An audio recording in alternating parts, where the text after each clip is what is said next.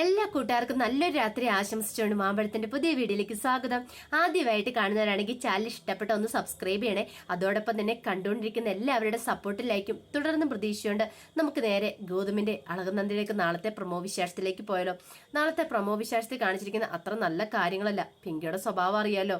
പിങ്കി അങ്ങനെ നന്ദയെ കൊടുക്കാനായിട്ട് ഓരോ പ്ലാനുകളും പത്തുകളും നടത്തിക്കൊണ്ടിരിക്കുമായിരുന്നു. നന്ദേനെ എല്ലാവരുടെ മുന്നിൽ എങ്ങനെ നാണം കെടുത്തണം, അതായിരുന്നു പിങ്കിയുടെ ഉള്ളിലെ ആഗ്രഹം എന്ന് പറഞ്ഞിട്ടുണ്ടെങ്കിൽ, അതിന് വേണ്ടിയിട്ട് പിങ്കി കണ്ടെത്തിയ മാർഗം എന്ന് പറഞ്ഞിട്ടുണ്ടെങ്കിൽ നന്ദേനെയും മിഥുനെയും വെച്ചിട്ട് ഒരു സ്റ്റോറി എങ്ങനെ ഉണ്ടാക്കണം, അവർ തമ്മിൽ കാമുകന്മാരാണ് എന്ന് വരുത്തി തീർക്കണം. അതായിരുന്നു പിങ്കിയുടെ ഉള്ളിലെ ഉദ്ദേശം എന്ന് പറഞ്ഞിട്ടുണ്ടെങ്കിൽ. അങ്ങനെ ഇന്ത്യ തരത്തിലുള്ള എല്ലാവരെയും വീഡിയോസൊക്കെ കാണിക്കുന്നുണ്ട്, ഡാൻസിന്റെ വീഡിയോസ്. ഇതൊക്കെ കണ്ടു കഴിഞ്ഞപ്പോഴത്തേനും എല്ലാവർക്കും അതൊരു ഷോക്കായിരുന്നു. അപ്പം വളരെ പരുഷമായിട്ട് ആയിരുന്നു പിന്നീട് നന്ദയോട് എല്ലാവരും പെരുമാറുന്നത്. പക്ഷെ നന്ദ ഇതൊന്നും മൈൻഡ് ചെയ്യാനേ പോയിട്ടുണ്ടായിരുന്നില്ല. അപ്പൊ ഗൗതമിന്റെ മനസ്സിലേക്ക് ഒരു തീപ്പുരി കയറ്റി വിടണം നന്ദേനെയും മിഥുനെയും വെച്ചിട്ട്. അങ്ങനെ പിങ്കി എന്ത് ചെയ്യുവാണ്, അതിനുള്ള പദ്ധതികളൊക്കെ നടത്തുവാണ്. അപ്പൊ പിങ്കി ഓർത്തോണ്ടിരുന്ന എന്നാ, എന്തായാലും താൻ പറഞ്ഞു കഴിയുമ്പോഴത്തേനും ഗൗതം നന്ദേനെ സംശയിക്കും. ആ ഒരു ചിന്തയായിരുന്നു പിങ്കിയുടെ ഉള്ളിലുണ്ടാകുന്നത്. പിന്നീട് അവർ രണ്ടുപേരും കളിച്ച് ചിരിച്ച് ഇറങ്ങി വരുന്നതുകൊണ്ട് പിങ്കിക്ക് അത് സഹിച്ചില്ല. പിങ്കി എന്ത് ചെയ്യുവാണ്, നന്ദയോട് വളരെ ക്രൂരമായിട്ട് സംസാരിക്കുന്നുണ്ട്. നന്ദേ, നിന്റെ വീഡിയോസൊക്കെ ഞാൻ കണ്ടായിരുന്നു, പക്ഷെ എന്നാൽ ഇത്രയ്ക്ക് വേണ്ടായിരുന്നു കേട്ടോ. ആ മിഥുനോടൊപ്പം ആ ഒട്ടിച്ചേർന്നുള്ള ആ ഡാൻസ് പെർഫോമൻസ് ഉണ്ടല്ലോ, എന്നാൽ നിനക്ക് എങ്ങനെ സാധിക്കുന്നു? ഇപ്പം നീ ഒരാളുടെ ഭർത്താവ് ഒരാളുടെ ഭാര്യ എന്നുള്ള ചിന്ത വേണം. ഇങ്ങനെയൊക്കെ നിനക്ക് ഡാൻസ് ചെയ്യാൻ പറ്റുമോ? ഇന്ദിവരന്തർവാളിന്റെ മാനം പോവല്ലെന്നൊക്കെ ചോദിക്കുകയാണ്. പക്ഷെ നന്ദ അതൊന്നും വിട്ടുകൊടുക്കാണ്ട് തയ്യാറായില്ല. നന്ദ ഉരുളയ്ക്ക് ഉപ്പേരി പോലെ നല്ല മറുപടി പിങ്കിക്ക് കൊടുക്കുന്നുണ്ട്. പിങ്കിക്ക് കൊടുത്തിട്ട് അങ്ങോട്ട് പോവാണ്. പിന്നീട് ഗൗതം അങ്ങോട്ട് പോകുന്ന സമയത്ത് ഗൗതത്തിന്റെ പുറകെ പിങ്കി ചെല്ലുവാണ്. എന്നിട്ട് ചോദിച്ചു, അല്ല ഗൗതം, ഞാൻ ഒരു കാര്യം ചോദിച്ചോട്ടെ, നിങ്ങൾ എന്ത് ഭാവിച്ചത്? ഇപ്പൊ തന്നെയാണെങ്കിൽ ഈ വീട്ടിൽ എല്ലാവർക്കും എതിർപ്പാ നന്ദ പോയി ഡാൻസ് കളിക്കുന്നതിനെ കുറിച്ച്. നന്ദയാണെങ്കിൽ ഡാൻസ് കളിക്കുകയോ ചെയ്യുന്ന ഒറ്റക്കാലം നിൽക്കുക. ഇനി ഇപ്പൊ നാളെ ഇതിന്റെ പേരിൽ ഈ കുടുംബത്തിലൊരു പ്രശ്നം ഉണ്ടായിട്ടുണ്ട് അറിയാലോ, ആരും നിങ്ങളൊപ്പം നിൽക്കില്ല എന്ന് പറയാണ്. ഈ കുടുംബത്തിന്റെ മാനം തന്നെ പോകുന്നത്. അപ്പൊ ഗൗതം പറഞ്ഞു, അതിന് പിങ്കിക്ക് എന്താ കുഴപ്പം, നന്ദയല്ലേ ഡാൻസ് കളിക്കുന്ന ചോദിക്കുക.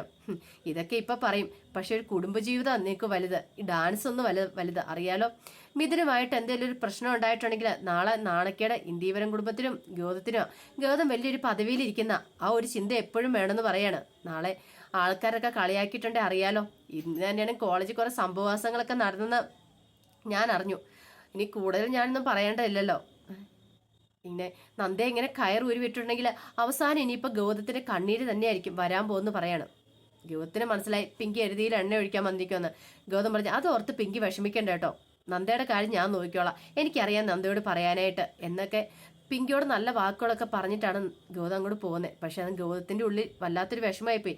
കാരണം ആരെങ്കിലും ഒരു കാര്യം തന്നെ 9 പ്രാവശ്യം പറഞ്ഞു കഴിയുമ്പോൾ നമ്മളും തെറ്റിദ്ധരിക്കും, അതങ്ങനെയാണോ എന്നൊരു സംശയം ഉണ്ടാവും.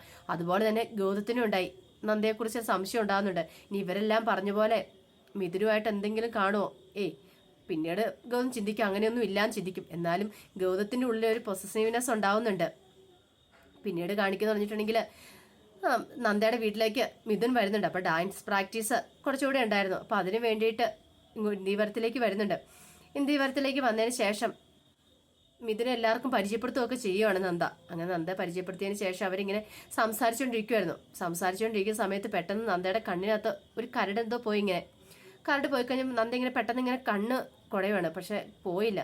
പെട്ടെന്ന് മിഥുൻ ചോദിച്ചു, എന്ത് പറ്റി നന്ദ, എന്താന്ന് ചോദിക്കണം. കണ്ണെന്തോ കരട് പോയി മിഥുന്. അത്രേ ഉള്ളൂ, അതിപ്പം ഞാൻ തന്നെ ഊതി തരാമെന്ന് പറഞ്ഞുകൊണ്ട് എന്ത് ചെയ്യുവാണ്, ആ നന്ദയുടെ കണ്ണിങ്ങനെ പോയി വിടത്തിയിട്ട് അത് ഊതി കൊടുക്കുവാണ്. പക്ഷെ മിഥുനൊന്നും വിചാരിച്ചോണ്ടല്ല, നന്ദയൊന്നും വിചാരിച്ചോണ്ടല്ല അങ്ങനെ ചെയ്തേ.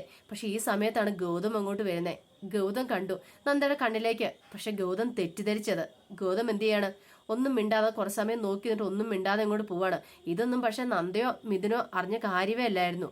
പിന്നീട് അതിനുശേഷം വൈകുന്നേരം റൂമിലേക്ക് ഗൗതം വന്നു കഴിയുമ്പോൾ വളരെ പരുഷമായിട്ട് ഗൗതം നന്ദയോട് പെരുമാറുന്നുണ്ട്. അതുവരെ കണ്ട ഒരു ഗൗതത്തിനെ അല്ല പിന്നീട് നന്ദ കണ്ടേ. നന്ദയ്ക്ക് വല്ലാത്ത വിഷമമായിപ്പോയി. അടുത്ത ദിവസം ഡാൻസ് കോമ്പറ്റീഷൻ ഉണ്ട്. അപ്പൊ ഡാൻസ് കോമ്പറ്റീഷൻ പങ്കെടുക്കാനുള്ളതാണ്.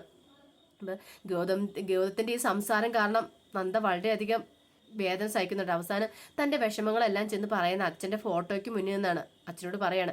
എന്നാലും നന്ദി ഒരു കാര്യം തീരുമാനിച്ചുറപ്പിച്ചു, ഇനി ആരൊക്കെ എന്തൊക്കെ പറഞ്ഞു പറഞ്ഞാലും ആകാശ് വിടിഞ്ഞു വീണെന്ന് പറഞ്ഞാലും താൻ ഈ കോമ്പറ്റീഷനിൽ പിന്മാറില്ല. ഇതൊരു വാശിയായിട്ട് ഒരു ചലഞ്ചായിട്ട് അങ്ങനെ നന്ദ ഏറ്റെടുക്കുവാണ്. അങ്ങനെ ഡാൻസ് കോമ്പറ്റീഷൻ പോവാനായിട്ട് നന്ദ റെഡിയാവുന്നുണ്ട്. റെഡിയായി കഴിയുമ്പോഴത്തേനും ഗൗതം എന്ത് ചെയ്യാണ്, ഗൗതം ഒന്നും മിണ്ടാതെ നന്ദയോട് പോലും പറയാതെ രാവിലെ ഓഫീസിലേക്ക് പോവുകയും ചെയ്തു. നന്ദയ്ക്ക് ആകെപ്പാടെ വിഷമമായിരുന്നു. പിന്നീട് ഓഫീസിൽ പോയിട്ട് പെർമിഷന് വേണ്ടി ചെല്ലുന്നൊക്കെയുണ്ട്. പക്ഷെ ആ സമയത്ത് ഗൗതം വളരെ പരുഷമായിട്ടായിരുന്നു നന്ദയോട് പെരുമാറിയത്. പക്ഷെ അതൊന്നും നന്ദ കാര്യമാക്കി എടുത്തില്ല. നല്ല നല്ല 4 വർത്താനം പറഞ്ഞിട്ടാ ഗൗതത്തിൻ്റെ അടുത്തുനിന്ന് നന്ദ പോകുന്നത്. നന്ദയ്ക്ക് മനസ്സിലായി ഗൗതത്തിൻ്റെ താൻ ഇനിയിപ്പം മിഥുനുമായിട്ട് എങ്ങാനും അടുത്ത് പോയാലോ ആ ഒരു ചിന്തയാണ് ഗൗതത്തിൻ്റെ ഉള്ളിലുള്ളതെന്ന് നന്ദയ്ക്ക് നന്നായിട്ട് മനസ്സിലായിരുന്നു. പോരാത്തതിന് പിങ്കിയുടെ എരിപൊരികാറ്റിലും കൂടെ ഉണ്ടല്ലോ. എന്തൊക്കെ ചെയ്തെന്ന് പറഞ്ഞാലും സാന്ദ്രയും പിങ്കിയും കൂടെ പ്ലാനുകളൊക്കെ എത്ര നടത്തിയെന്ന് പറഞ്ഞാലും അതൊക്കെ നന്ദയ്ക്ക് പൊളിച്ചെടുക്കാൻ 1 സെക്കൻഡ് മതി. ഇതുപോലെ ഇതിനേക്കാളും വലിയ സ്റ്റോറിയാണ് നന്ദയുടെ കയ്യിലിരിക്കുന്നത്. അതെങ്ങാനും നന്ദ പുറത്തു വിട്ടുണ്ടെങ്കിൽ പിങ്കി കുടുങ്ങുമെന്നുള്ള കാര്യം ഉറപ്പാണ്. അപ്പോൾ അതിൻ്റെ വിശേഷങ്ങളെയാണ് നമ്മൾ കാണാൻ പോകുന്നത് പറഞ്ഞിട്ടുണ്ടെങ്കിൽ ആ വിശേഷങ്ങൾക്കായി നമുക്ക് എല്ലാവർക്കും കാത്തിരിക്കാം കേട്ടോ. ഒരിക്കൽ കൂടി എല്ലാവർക്കും നല്ലൊരു രാത്രി ആശംസിച്ചുകൊണ്ട് നിർത്തുന്നു. നന്ദി.